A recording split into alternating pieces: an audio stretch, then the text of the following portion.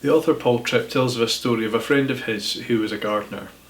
He was an expert gardener, and his particular expertise was roses. But he tells of a time when this friend had an experience that was a very moving and meaningful one. Despite the fact that he had spent many hours, many days, many weeks, many months in the garden, cultivating these special roses, there was one moment where he was just struck by the beauty of one of them.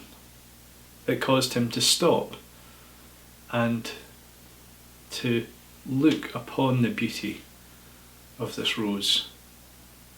He says he doesn't know how long it could have been. It may have been hours. He was so captured by what was before him. In the next line of the Lord's Prayer, we're asked to pray, "Hallowed be your name," which is a very wise thing for us to pray next. Jesus understands that our hearts are so often not captured by God, and before we move on to anything else, it is right for our hearts to be recentered and reorientated around God and His character. What I want to do in this video is consider 3 ways we are changed by praying "Hallowed be your name," and then at the end of the video I have a psalm for you to look at with some questions that you might take this on a bit further and pray in the terms of "Hallowed be your name." Well, the first thing to consider is that when we pray this way, our perspective of God is changed. I said already that it's very easy for us to lose sight of who it is we are praying to, and yet it is so wrong in a way for us to do that. God is above and beyond all else, perfect in all His ways. His character is perfectly balanced. He is faithful and just, good and righteous. There is wrath, yet there is graciousness. There is omnipotence, yet there is humility. God is absolutely worthy of all praise and all glory. And when we pray "Hallowed be your name," we are not by any way adding to God's glory, but we are just looking to see God as He is. And as we do, we are taken deeper into prayer. We are often like a naval officer I saw once on the Antiques Roadshow. He was showing off a piece that belonged to the Naval College in Greenwich, and it was by the famous artist Fabergé. He took this piece to the expert, and as the expert started to talk up the piece, you could see his eyes widening. He was told that this was a unique piece, greater than size than the Fabergé eggs, which would be worth £20 million each. It had the same royal connections. And yet when it came to the valuation, he was told it was worth £700,000, and his face fell. Now £700,000 is a lot of money, and it makes it a very valuable piece. But the naval officer was so disappointed that he didn't quite understand what it was he had. Now for us, God is matchless. There is none that compares to Him. But we often lose that perspective, and so it is right for us to pray, "Hallowed be your name." A second thing that changes when we pray "Hallowed be your name" is that we get other people in right perspective.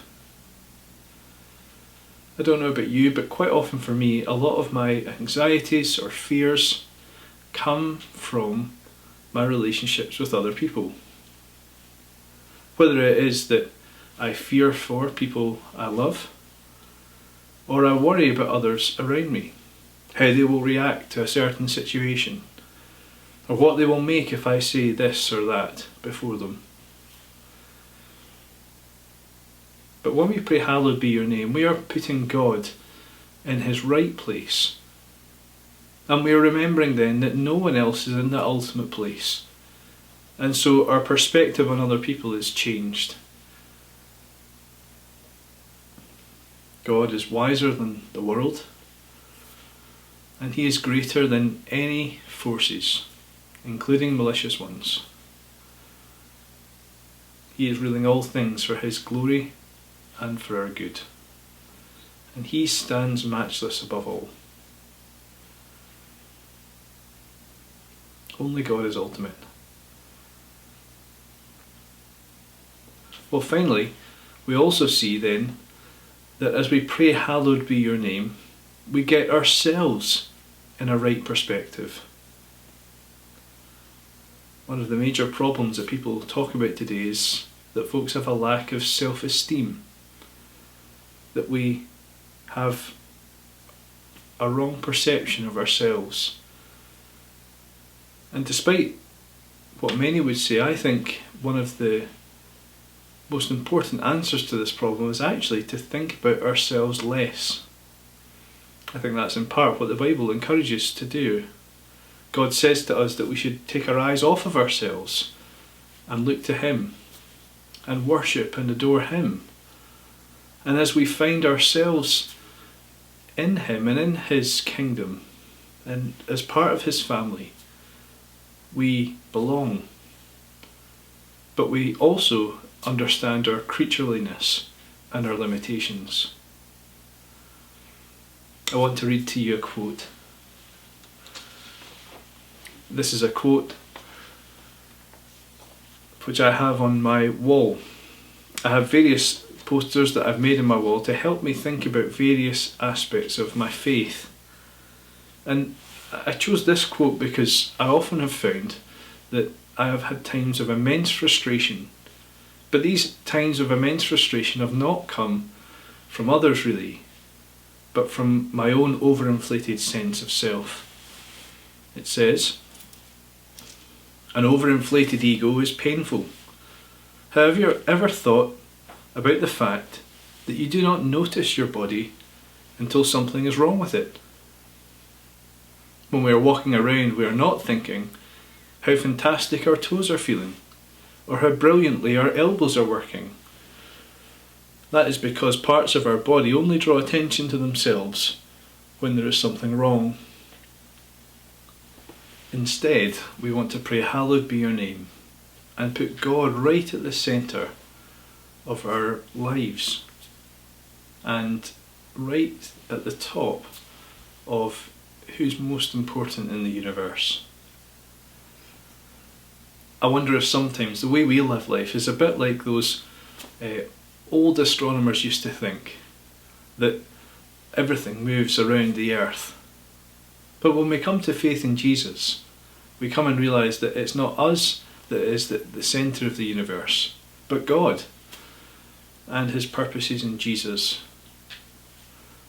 Instead, we need to realise that to have things the right way around is to see that we revolve around Him. He is absolutely worthy of our praise. He is the source of our joy and our light, and we only will have that peace and we will only have that satisfaction when we have things in right perspective. So I want to encourage you to pray, hallowed be your name, to get God in His right place, to put others in their right place, and for us to have ourselves in our right place.